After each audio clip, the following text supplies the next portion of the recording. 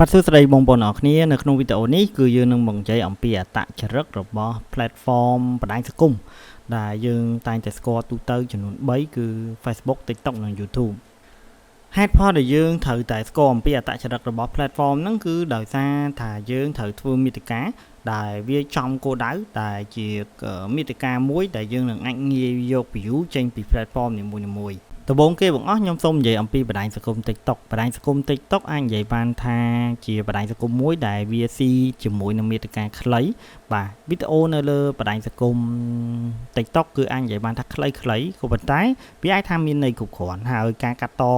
នៅលើបណ្ដាញសង្គមមួយនេះក៏រៀងគ្រាន់បើដែរបើសិនជាយើងនិយាយអំពីការប្រើប្រាស់ពេលវេលាដូចគ្នាជាមួយនឹងបណ្ដាញសង្គមផ្សេងទៀតយើងឃើញថា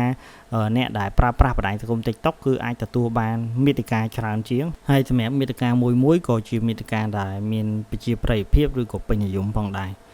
សម្រាប់ការប្រើប្រាស់មាតិកានៅលើបណ្ដាញសង្គមមួយនេះយើងអាចនិយាយបានថាវារៀង risk បន្តិចដោយសារអីជាទូទៅបើសិនយើងនិយាយអីខុសមួយគឺនឹងមានការ react ភ្លាមនៅលើវីដេអូរបស់យើងតែម្ដងពីព្រោះថា platform មួយនេះគឺវាធ្វើឲ្យមានភាពងាយស្រួលក្នុងការ react ឬក៏ជាការ mention បាទទៅដល់បុគ្គលដែលធ្វើវីដេអូមុនហ្នឹងចំឈ្មោះឬក៏ចំ profile តែម្ដងហើយនៅលើបណ្ដាញសង្គមនេះគឺអាចនិយាយបានថាវា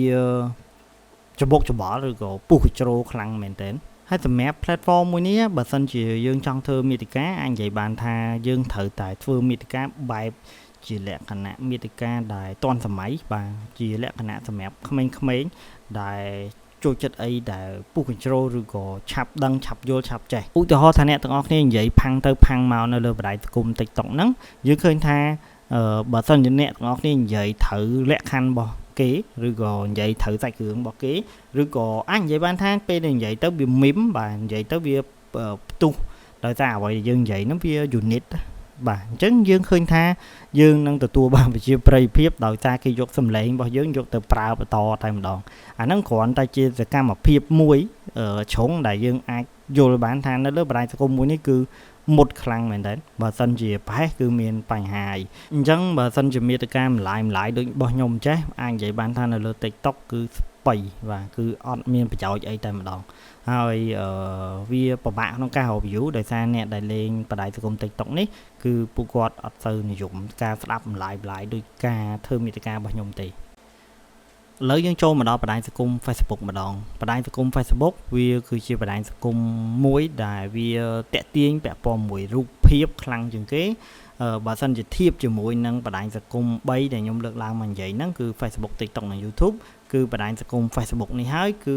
ទទួលបានប្រជាប្រិយភាពពាក់ព័ន្ធគ្នាជាមួយនឹងរូបសន្លឹកបាទរូបសន្លឹកគឺបណ្ដាញសង្គមមួយនេះគឺទទួលបានប្រជាប្រិយភាពខ្លាំងជាងគេបើនិយាយអំពីបណ្ដាញសង្គម Facebook នេះអាចនិយាយបានថាវីដេអូខ្លីក៏ទទួលបានជាប្រិយភាពគ្រាន់បើវែងក៏ទទួលបានជាប្រិយភាពគ្រាន់បើដែរបើសិនជាយើងនិយាយទៅវានៅកណ្ដាលតែម្ដងដោយសារអីវីដេអូខ្លីក៏ស៊ីរូបភាពសន្លឹកក៏ស៊ីហើយនឹងវីដេអូវែងក៏ស៊ីនិយាយទៅគឺនៅលើបណ្ដាញសង្គមមួយនេះវាកាក់កបគ្រប់សឹងតែគ្រប់មាតិកាហើយយើងឃើញថាបណ្ដាញសង្គមមួយនេះវារៀងកាក់កបពាក់ព័ន្ធគ្នាជាមួយនឹង official ដូចជាឧទាហរណ៍ថាបើសិនជាក្រសួងស្ថាប័នណាមួយដែលគាត់មាន TikTok official ហើយនិង Facebook official យើងឃើញថា Facebook official វាហាក់បីដូចជាមើលទៅវាថ្លៃថ្នូរជាងហើយមើលទៅវាហាក់បីដូចជាមានវិជាប្រិយភាពជាងពាក់ព័ន្ធជាមួយនឹងមជ្ឈដ្ឋានអ្នកធ្វើការដោយសារអាចនិយាយបានថាសម្រាប់ Facebook នេះក៏វានៅអ្នកវ័យកណ្ដាលគាត់ប្រើប្រាស់ច្រើនជាងបណ្ដាញសង្គមTikTok ដែរហើយពួកគាត់រៀងមានសកម្មភាពខ្លាំងជាងនៅលើបណ្ដាញសង្គម TikTok ក៏ប៉ុន្តែបើសិនជានិយាយថា official ដែរតែអ្នកដែលធ្វើមាតិកាលើបុគ្គលឬក៏ស្ថាប័ន official ណាមួយដែលគាត់យកទៅធ្វើនៅលើ TikTok ហើយគាត់យល់ដឹងអំពី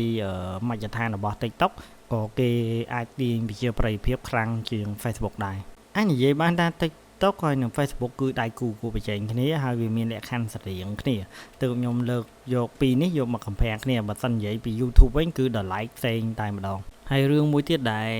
សម្រាប់អ្នកបង្កើតមាតិកាធុញបំផុតលើបណ្ដាញសង្គម Facebook គឺបណ្ដាញសង្គមមួយនេះមានការអាប់ដេត policy រញ៉េរញ៉ៃខ្លាំងដែលពេលខ្លះយើងធ្វើទៅបានពេលខ្លះយើងធ្វើទៅអត់បានអ្នកខ្លះធ្វើបានអ្នកខ្លះធ្វើអត់បានហើយមានបញ្ហា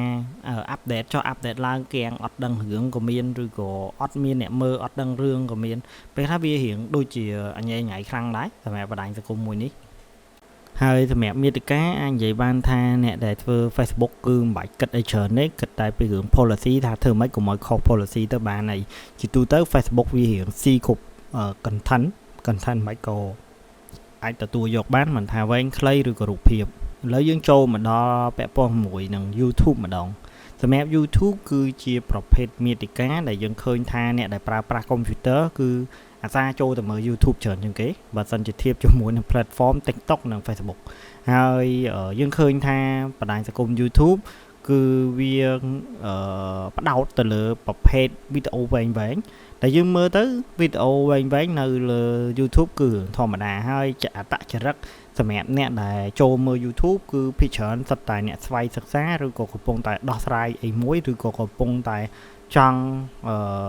ស្ដាប់វីដេអូស្ដាប់មាតិកាបែប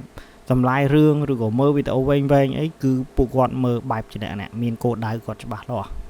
ហើយបើសិនជាឲ្យបងប្អូនទាំងអស់គ្នាងាយយល់ប្រភេទមាតិកាដូចរបស់ខ្ញុំចេះនៅលើ YouTube នៅមានប្រជាប្រិយភាពបើសិនជាធៀបជាមួយនឹង Facebook ហើយនឹង TikTok គឺ